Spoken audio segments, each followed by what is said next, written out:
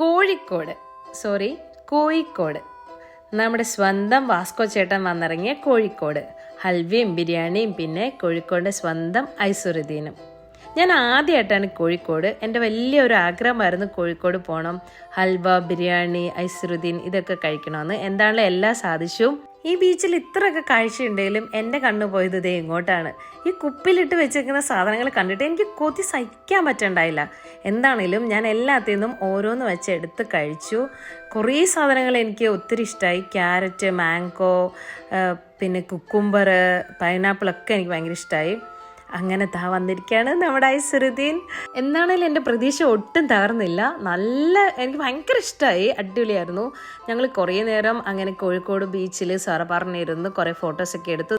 പിന്നെ നമ്മൾ നേരെ മലപ്പുറം ഷെഫീഖിൻ്റെ വീട്ടിലേക്ക് വെച്ച് പിടിച്ചു. കുറേ നല്ല ഫുഡും കുറേ നല്ല മനുഷ്യന്മാരെയൊക്കെ പരിചയപ്പെടാൻ പറ്റി.